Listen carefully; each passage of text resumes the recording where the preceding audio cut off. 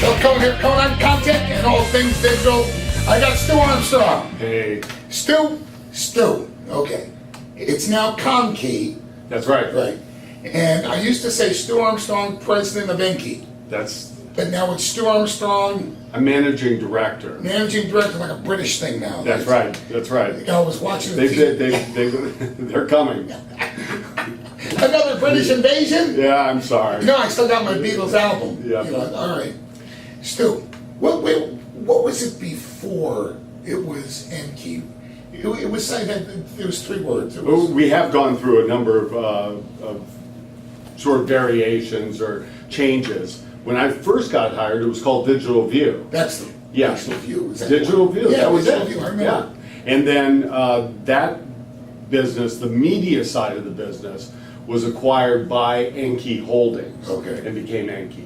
And now it's ComQi with the merger between Enki and. How is the measurement? Because I see on Daily Do for a couple of years, or it seems like every year, Enki is rated the top software guy, right? Right.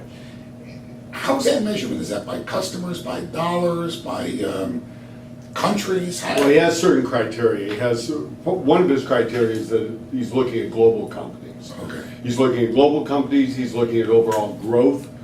He's looking at levels of innovation. So based upon that criteria, that's how he's ranked us. He ranked us, or the Daily Do ranked us #1 for 3 years running. Okay. But that wasn't it. Also, Frost and Sullivan, in their study, for 2 years running, ranked us as All right, tier now I'm 1 being a player. commercial. Now I'm being a commercial. Well, you asked for I it, guess. so. You know, when I want to talk to you about this telephone thing, about the Okay. shopping and the interactions with the screens. Mobile marketing. First, you put me in mind, I'll bring that up. When we did our Care Media Holdings, we did 3 RFPs. Our first one, and we started learning what digital was, and the second one, we had an deployment that didn't work at all. And then the third one is when the RFP went out and said, we need the software and the deployment, the Joey Bag of Donuts, Right. Hanging the screen on the wall. Don't come in alone. Yes. And everybody, we had like about a dozen right at the end of the day that we kind of worked to We figure all out. paraded into Tampa. That's right. Yes. And the software guys came in with the hardware guy, or a hardware guy came with a software guy. Right. But what I've noticed, is there seems to be a convergence where the hardware guys are saying, hey, we do software too, Mm-hmm. and they've got something built into their system, or the software guys are saying, hey, we do hardware and hang them up on the walls too, and they make good deals with the hardware companies. Right. Are we seeing the beginning of a long-term where you're going to be going to one company for like, I don't know what you call it, one-stop shop, or networks? And right now we're seeing a lot of the second stage. They've gotten deployed, they've survived, they're starting to do better, they're starting to make money. Now they're going out for further deployment. Are they still looking for the hardware guy over here and the software guy over here, or is that becoming a one? No, I think they're looking for one level of accountability, one company that's accountable for an end-to-end solution. And the common term for that is integrator. So they're looking for someone to really integrate that solution. If you recall, those 6 companies that came in to pitch, to present, to win to be awarded your business, 13 originally. You did ask that each of us come in with a install company, an install partner, and we did it, if you recall. And because at that point, our pitch was, and it was a bold move, and it was risky, we were concerned about it, but we said, we want to be that one point of accountability. The buck stops with us, and we're going to manage. And how in the world did we choose you guys? I know. Well, because we were maybe looking at what the future is in this industry, which is one point of accountability where your supplier is managing all of those moving parts. Again, I go up there when I speak to startups, to guys that are looking to just get into the business. I tell them, don't look to your software guys to be your hardware guy, or don't look to your hardware guy to be your software guy. Because if I'm in the software business, my job is to try to sell my software. And if I'm in the hardware business, my job is to try to sell my hardware. But that integration issue makes sense.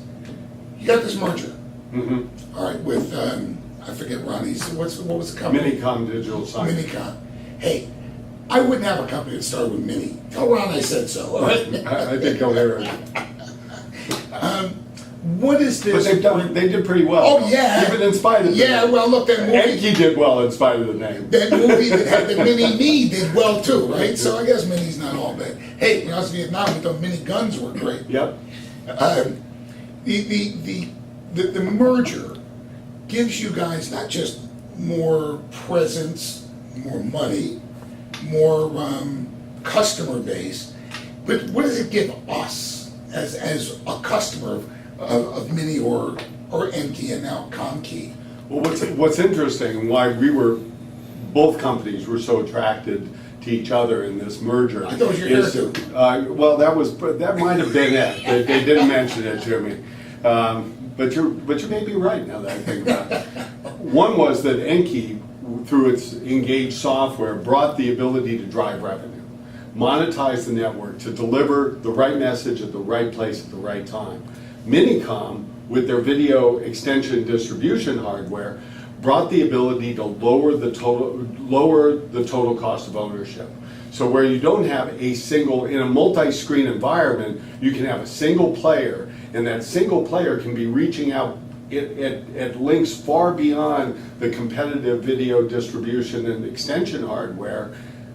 So Minicom has really brought some innovation, and it drives down the cost. So what do you have when you're driving up revenue and you're driving down cost? You're really delivering a stronger ROI, and I think that's what we're bringing to our customers, is that stronger ROI. Bring these smartphones in for me for a minute. I know we use them. I mean, you guys were with us for a while. You know, got us going with the texting application. That's right. We've been doing a lot of that over the last year with our advertisers going from the screen to the texting or the mobile SMS, coupons, stuff like that. And I know our content developer has been doing content for those screens as well. You're talking to me about using the smartphone in some integrated method with the screen at retail. And retail's, I think, something I just don't know about. So tell them guys. Well, what's exciting about what retailers are wanting to do is engage their customer in a real more intimate way. Because the power now is with the shopper. The shopper can go in and I can do a price comparison right in that retailer's store. I can look at the item. If I'm buying a computer, I'm buying a new flat panel screen, I can scan that barcode, I can bring up an application that shows me what that price for that exact SKU is down the block or online. Okay. How does that interface, or not interface in a technical term, but from a merchandising or marketing perspective with the screen? Well, so let me just finishing that point on the phone. Is it's important for that retailer with that power with the shopper to be able to have a more intimate discussion or conversation with that shopper. So they could say, oh, by the way, we'll do price matching, or we'll do free delivery, or we've got 36 months of interest-free financing for those items, and you're a loyal shopper, so we'll even kick it up a bit for you. How it integrates with the screen is a couple of ways. First of all, the screen is a one to few environment.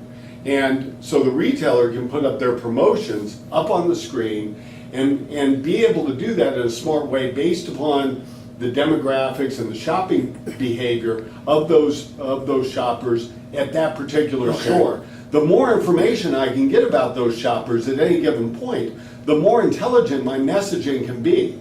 So if I've got shoppers that are using an app, a smart app, and that information is coming back to the cloud, it can then trigger content that resonates with those shoppers even more so than just guessing what they may be interested in. It all sounds very interesting. I'd like to see those those applications in use, and I think I will.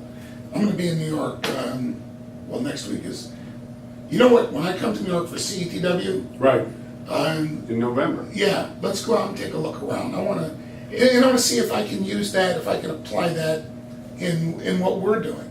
And right away, I was thinking, you know, I'm gonna ask Bob Stowe over there at Wendy's. Right. If they're using that small screen, because I can see an application for me, you know, my age of doctors, if you gotta do this, you gotta do that.